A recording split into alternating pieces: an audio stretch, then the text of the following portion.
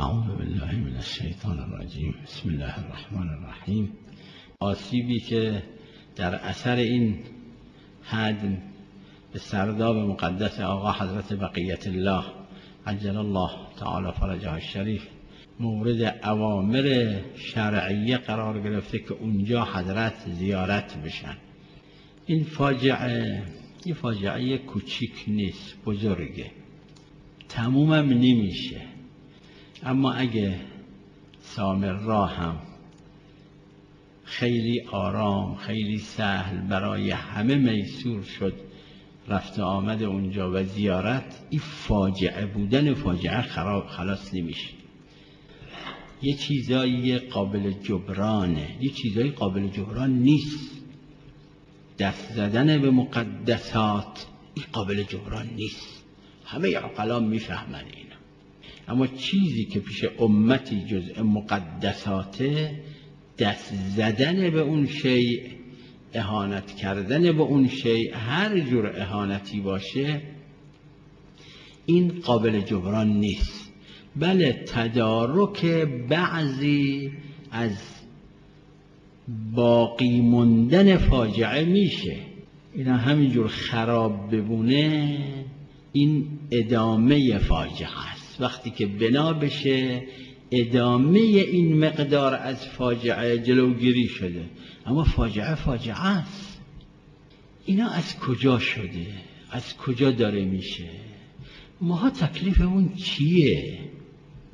اینا یک ریشه داره، مال امروز تنهام نیست، مال گذشتم هست، فردام همین مشکل هست، تا مادامی که ریشه هست. فرهنگ اهل بیت یک فرهنگ عدالت و رحمته، به خلاف فرهنگ دشمنای اهل بیت که یک فرهنگ ظلم و قسوته.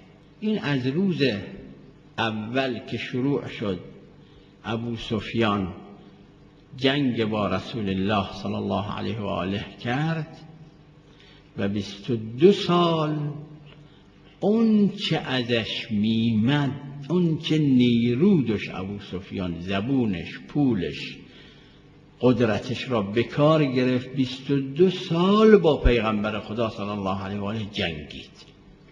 در فتح مکه سال 23 اظهار اسلام کرد. از همونجا شروع شد و ابو سفیان و پسرش معاویه و پسر معاویه یزید و بعدش مروان و بنی مروان و بعدش بقیه اینها و بقیه بنی امیه و بنی مروان و بعدش هم بنی العباس. او یه فرهنگه، یه فرهنگ. اینا رو ماها اهل علم، بعضی افرادی که مطالعه میکنن این چیزا رو کم و بیش بلدیم. دنیا بلد نیست، دنیا نمیدونه. دنیا بفهمه فاصله میگیره. همیشه تو دنیا افراد معاند که میفهمد بد است مع ذالک فاصله نگیره خیلی کمه. غالبا افراد شستشوی مغزی شدن. دلیلش خود تاریخ معصومین علیهم السلام. میمد به پیغمبر خدا بد میگفت، روشن که میشد ایمان میورد. میمد به امام علیه السلام سب میکرد، روشن براش که میشد معذرت خواهی میکرد. مردم تو دنیا، چه مسلمانای منحرف از اهل بیت، چه غیر مسلمان ها، چه کفار کتابی، چه کفار غیر کتابی، اینا نمیدونن این چیزها را. لذا یک قدری از واقع شدن این اشیاء، این اجرام ها، این فجایع، اون 10 سال قبل قصه هدم بقیع که تا حالا این دوام این اجرام هست، که یه روزی هم انشاءالله به زودی امیدواریم این دوام این جریمه از بین بره، اونجا هم تعمیر بشه که میشه انشاءالله. این فرهنگ 2 تاست. انسان صدها و صدها مورد رو پیش هم بذاره، شما آقایون علما اهل علم، اینا رو آدم برای دنیا پیش هم بذاره تا دنیا بفهمه بدونه اهل بیت چیان، دشمنای اهل بیت چیان. شما ببینید به عنوان 1-2 تا نمونه، عثمان اسم خودش رو گذاشته بود خلیفت الله و خلیفت رسوله. اموال کشورهای اسلامی هم همه در اختیارش بود، به کی بده به کی نده، چقدر بده، چیکار کنه. یکی از هدیه هایی که عثمان به دامادش مروان داد نوشتن خمس افریقیه است و نوشتن خمس افریقیه 500,000 بوده. 500,000 دینار طلا قریب 2 تن طلا میشه. 2 تن طلا که ابوذر داد کشید سر عثمان. عثمان هم جواب داد، رد کرد ابوذر سر چند موردی که این بود. امیرالمؤمنین صلوات الله و سلامه علیه در ایام حکومت ظاهریشون، چون حاکم شرعی که بودن همیشه، چه خونه نشین بودن چه بعد از عثمان حکومت داشتن، در ایام حکومتشون برادرشون عقیل، همین که تو نهج البلاغه داره، استماحنی من برکم صاعا، 3 کیلو. برادره اومد به امیرالمؤمنین گفت 3 کیلو گندم به من بدید.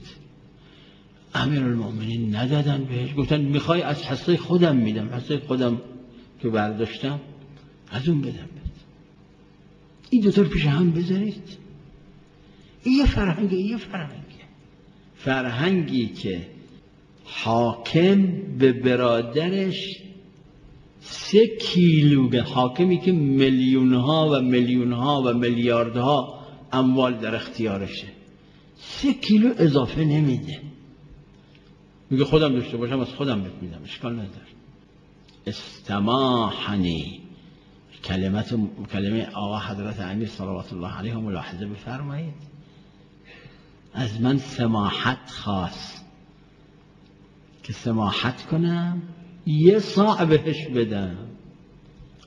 امیرالمؤمنین صلوات الله علیه به عنوان یک حاکم نصف کره زمین اون روز، اینجور که بعضی تو نقشه ها گفتن، از دنیا میرن. ببینید بحار را کلی مدیون بودن که امام حسن مجتبی صلوات الله علیه که پول حکومت هم در اختیارشون نبود، بعد امیرالمؤمنین نگذاشتن امام حسن مجتبی حاکم شرعی باشن، به زحمت افتادن، خورده. این روایت داره، تاریخ داره، دیون امیرالمؤمنین دادن. وقت عثمان میمیره، ببینید چی داره. امیرالمؤمنین از دنیا میرن، 1 دونه درهم 1 دونه دینار ندارن که امام حسن به دیون امیرالمؤمنین بدن. امیرالمؤمنین دیونشون برای خودشون نبوده، برای غذای خودشون، لباس خودشون، زن و بچه‌شون، بستگانشون نبوده، برای بیچاره ها بوده. بیچاره ها میمدن بهشون میدادن، وقتی نداشتن قرض میکردن.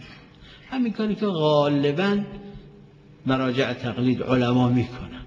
آقا اسطوالحسن فوت میشه، معلومش مدیونه چی بوده؟ در خونه اسطوالحسن تا فوت شد، خونه ایشون اجاره بود، تا فوت شد هم در خونش یه در کهنه وصله کرده بود که مرحوم آقای بروجردی عده‌ای میفرستن که ببینن چی ان دیونه ایشون، کیا طلب دارن، چیکار کرده ایشون، گرفته به بیچاره ها داده، به محتاجین داده. فلان عالم، فلان مرجع تقلید فوت شد، 1 پوش ارث نگذاشت برای ورثه‌اش. چرا؟ چون دیونش که برای دیگران گرفته بود و داده بود بهشون بیش از اموالش بود. یعنی حتی اگه لباسای رو بدنش هم میفروختن دیونش بیشتر بود. اینجور شخص ارث نداره دیگه، چون دین مقدم ادای دین. این یه خطه، این یه فرهنگه، اونم یه فرهنگ.